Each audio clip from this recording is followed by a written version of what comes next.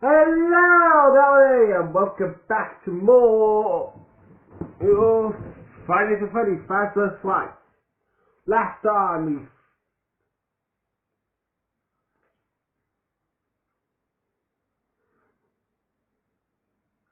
off the first part of Count the Ways. And man, did I get one.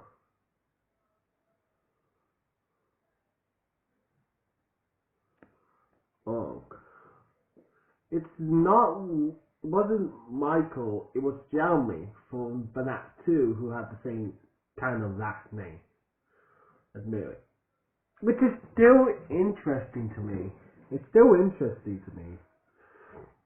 But not as interesting as it was before. Now, I'm probably going to record until I finish counting the ways. So, let's begin. Winter break was just 1 week away.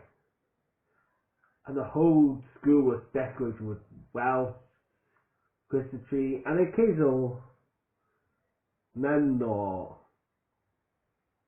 I don't know how to say that. It's Menorah. Menor. Never heard of it. Millie didn't know why people got so excited over holiday. They were just desperate attempt to invent some happiness in the face of life's utter meaninglessness. Well, they couldn't fool her.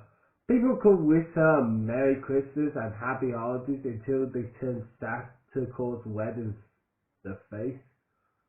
But she wouldn't say it back.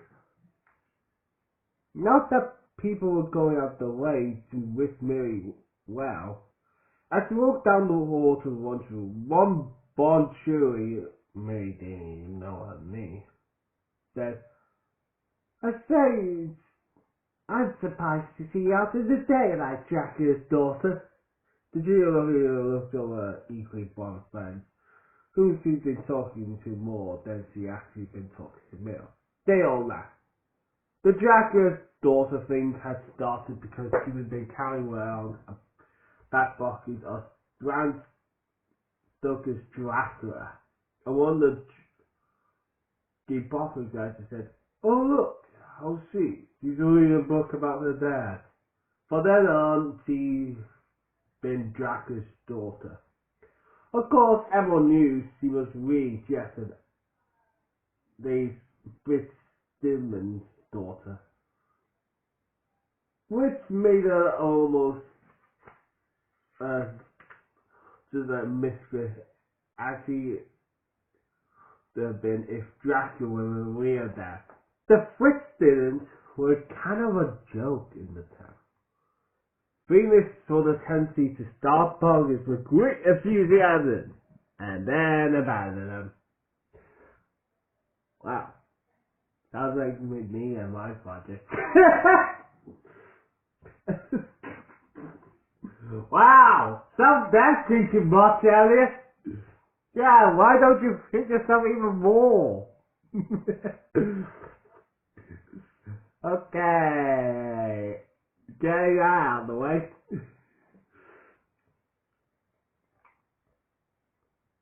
They had even bought a one-down but once beautiful house when Mary was 10, and her former selfies were referred to it. They carried out for a bit, 3 months until they ran out of time, money, and energy. As though the house had a weird patchwork quality.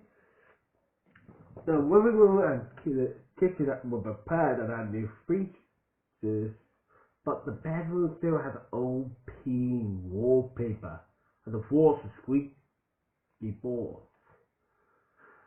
The bathroom pipes screamed when you turned them on. The water and the ancient tub, sink, and toilet never looked clean, no matter how much they were scrubbed. The most talked about thing, though, was the exterior of the house. Millie's dad had repainted the front and one side of a nice soft blue cream tint, but the paint was expensive. Painting was exhausted and it didn't really look like getting around. As a result, the front of the house was painted beautifully, though the back and other side were still covered in with old freaking white paint. Mary's mum said nobody would notice. It was like when people arranged Christmas trees so the ugly side faced the wall. People noticed! People also noticed the Fitzsimmons' ability to keep a steady job. Mary's parents were always coming up with new scheme that finally was going to bring them the success of the dream. One year, her mom was making candles and selling them at the farmer's market, while her dad was starting a nutritional supplement store that closed the door after 6 months. After that, her mom and dad started a store that sold yarn and knitting supplies. And they made a go of it even if her parents had no more about yarn and knitting. And they bought a food truck, even though they were both terrible cooks. May couldn't understand how her parents could remain so optimistic with failure after failure. But they did. They attacked each new project with huge enthusiasm, and then after a few months, both the project and the enthusiasm fizzled out. They were poor as actually. There was always food to eat, even if towards the end of the month did the drill to pancake mix and boxed macaroni and cheese. But there was always worry about how the bills would get paid. Mary knew her grandparents helped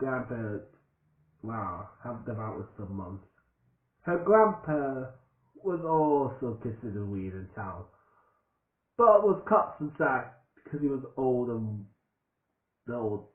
and had been good high school math teacher for many years. As a result, he turned the title of eccentric instead of weird. Some people said that maybe by taking his teaching job in South Africa was finally getting together and following his dad's footsteps. Mary knew, though, that her dad would filter away this opportunity like he has so many others. Oh, Mary! She's just like, my parents are failures. I'm gonna be a failure. I might as well die. A failure. That's just depressing. God, that kind of makes me fearful, Millie. It's not like you can be your own parents, but it's like she knows her parents are failure, and she's like putting that on herself that, no, I'm gonna be a failure too. So Jacka's daughter, or just or the Fitzsimmons' daughter, either one was a one-way ticket to the so outcast. Again, saying, I'm gonna be worthless no matter what. Why even bother? Poor Mary. In the cafeteria, well, I wouldn't say poor Mary, but the way it's called Count the Way that she wants to die, and Spontaneous Friends kind of giving that to her. She's gonna die. Anyway, in the cafeteria, Mary took a second to adjust to deathly dim of hundreds of teenagers talking and laughing. She walked past the table full of popular girls and saw her best elementary school, Hannah, sitting with them. Via something all the other girls laughing about. Millie and Hannah are from the same school. Millie and Hannah had been inseparable from kindergarten. Wasn't kids are being inseparable from kindergarten? That's second story. Yeah, whoa. Okay. Playing on the swings or jumping rope together at any recess. Or playing dolls or ball games at each other's house at school. But in middle school, popularity started to be more and more important to Hannah. She drifted away from Millie and chose the crowd who was always giggling about clothes and boys. What Millie understood, but Hannah did not, was those girls never accepted Hannah as more as a hanger-on. Hannah lived in plain little house in a plain little neighborhood. I didn't have the money or social status to make the cut. The popular girls didn't push her away, but they never let her into the inner circle either. It made Mary sad that Hannah preferred to set crumbs for the popular girls rather than real friendship for them. But then again, a lot of things made Mary sad. Mary sat alone, living on the egg salad sandwich and apple slices her granddad packed her for and we tales of mystery and imagination. Sorry, I felt like I have to explain that title. She was managing to drown out all the cafeteria noise. A focused story she was reading. The Fall of the House of Usher. Well, the Usher, the main character in the story, couldn't bear noise of any kind. But then she found herself being watched. She looked up for the worst to see a lanky boy with long rimmed glasses and frizzy hair that had the dye of fire engine red. Both his ears were studded with silver inlings. They got his back with leather jacket.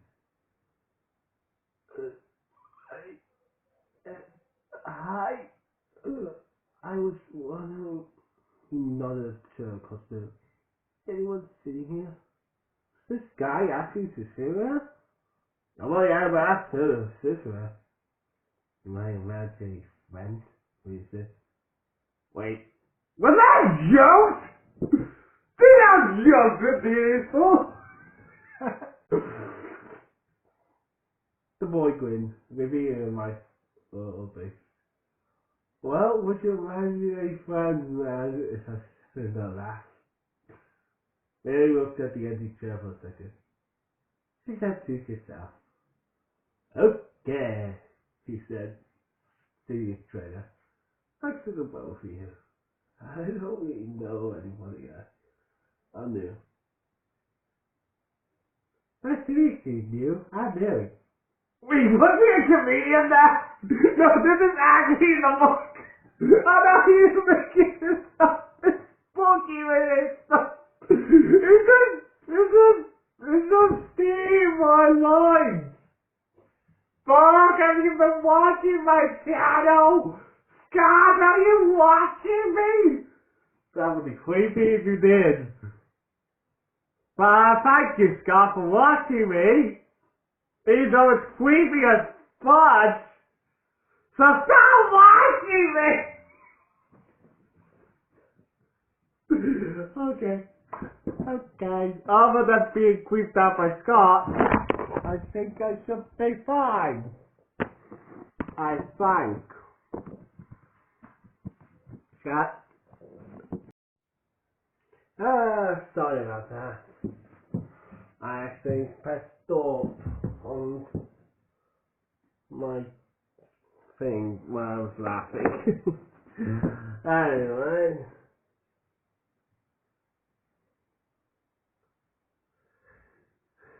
Right. Hopefully Scott's done now. My name's Dylan, actually. I just moved here from Toronto. He gestured towards her book. His fingernails were short, but pause that. A Poe fan, huh? Millie nodded. Me too, Dylan said. I hate being on class. I love all the serializes. never read one, huh? Wait, better be honest than to try to fake knowledge. Just down in the corner. I heard of him, though. Oh, you love him!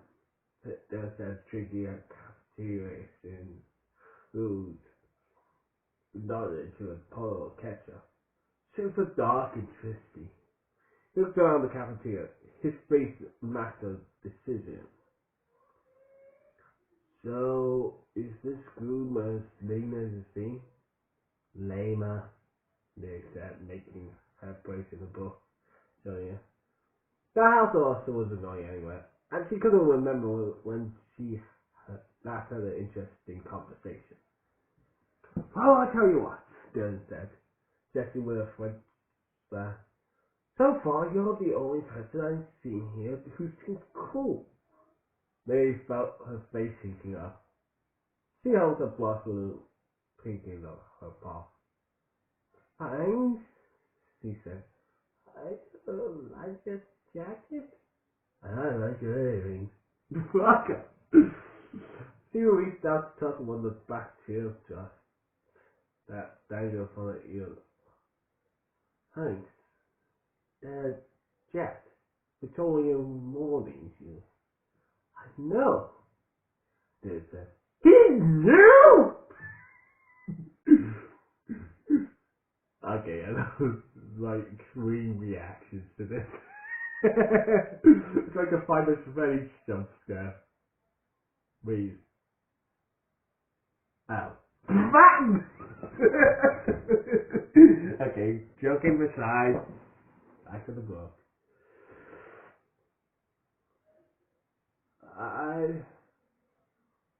What kind of nice guy knew about Victorian mourning jewelry? I have a few pieces of it. Oh, wait, that's Millie. That's me, Elliot. Sorry, Millie. I have a few pieces of it, Millie said. I mostly find them on eBay. Can't afford them anyway, few times though. Just do it for the phrase. Don't tell me. It's the time where they weave a dead person into the jewelry, right? Yes! He said to me. Those pieces so at eBay, but they always cost a fortune. The bell rang, seeing that one spirit was about to say. They always told me who the house is.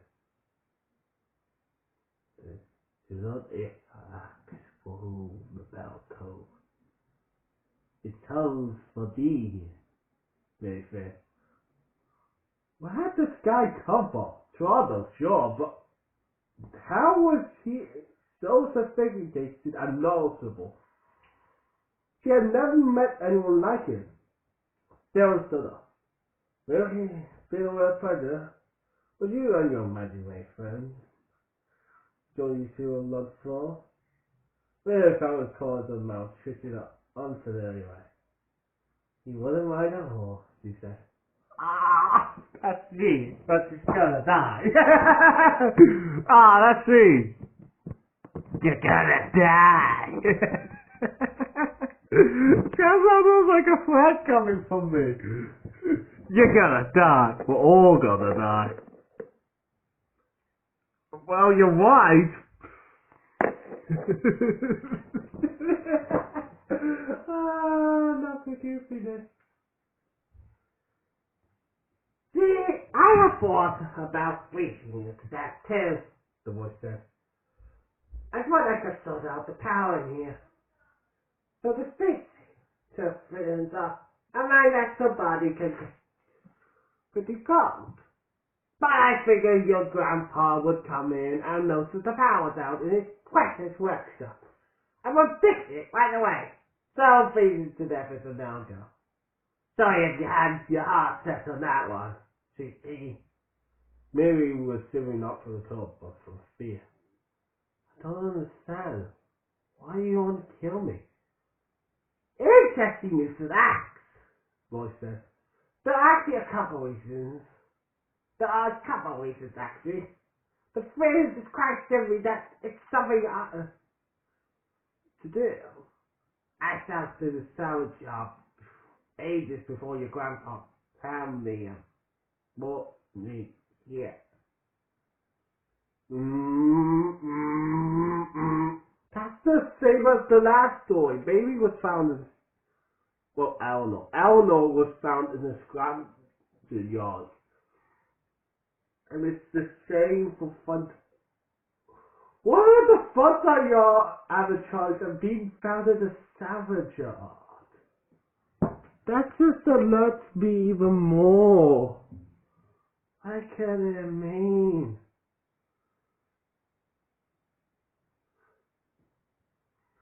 Well, I think just sitting too. I brought on my skull. Not that I have a little skull, but you know what I mean. Are there other things you do? Find do besides hunting? Yeah. Well, this thing was. It was still also encountered.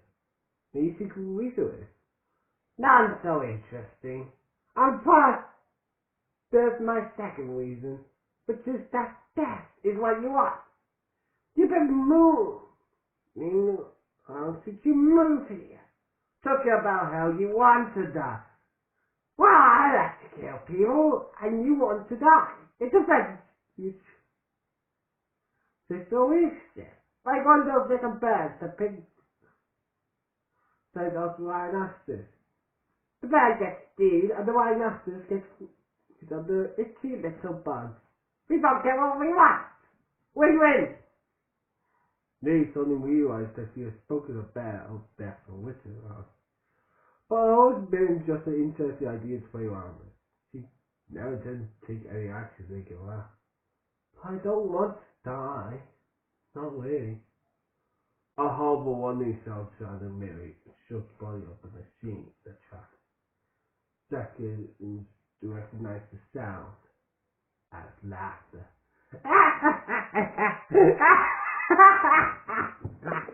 Well, too fast! Releasing the cotton there to that. The end. Okay, joking besides. For dinner, Grandpa needs spaghetti with marinade sauce. Got that. And Caesar salad. It was much better than the meals he usually from stuff. You're actually eating tomorrow, Grandpa said. Well, because this is actually good, Nick said. True. I thought, alright, I find something you like to eat, Grandpa said. I added to my into my soul. I keep it off just for you. I just need the doors to my sorry about me. Herbals and caramels alike. Well, happy manufacturing, Mo said. I'm ready to admit of good death. But the steady is good, and my day is still getting totally stink. I'm not need the days that's stinky than usual, Grandpa asked. Meatball. I met someone who seems kind of cool. Really? A girl? Or a boy somewhere? Maybe didn't like Grandpa didn't say he told. Well, that matters not. But I can see a boy. Don't try into some kind of love story though. We just have a decent conversation. That's all. A decent conversation with something, especially these days. Most people your age won't look up on their phones long enough to say as much as how do you do, Grandpa said. Not to put the cart before the horse, but I met your grandma when I was a little older than you are now. Oh, what? You have engaged me to this guy and just met? Grandpa, I'm 14! Grandpa laughed. You're much too young to be engaged. And your grandma and I didn't get engaged when we were teenagers either. But we were high school sweethearts, and then we went to St. College. We got engaged our senior year of college and married in June just after we graduated. He smiled. And it all started with a good conversation at lunch, like you today. So you never know. Love animal, man, makes him fighting out to smile. Come on, Misty Eyes, said soft and misty. I'm just reminiscing. I wish you couldn't know your grandfather. She was recently sensitive to Susan when she wasn't even 40. It was like Annabelle Lee, Mary said. The Pope, Grandpa, was many a year ago. He came to by the sea. Yeah, I guess it was something like that. You know Poe? There you go. It was weird to hear him recite one of her favorite poems. Grandpa was a math person. He didn't expect him to know anything about poetry. Really not. I'm pity Richard of dude. I like Poe, and not all artists too. I know you like Poe because he's dark and spooky, and it's easy to death when you're young and so far away. But Poe didn't like about death because he thought it was a match. Most about it because he lost so many of the people he loved. You never experience that kind of loss, dude. It changes you. You break off. You know, we as he died, friends were always trying to fix me up with other women, but it never went. It was the only one for me. You know, I think Millie's grandpa kind of speaks to me.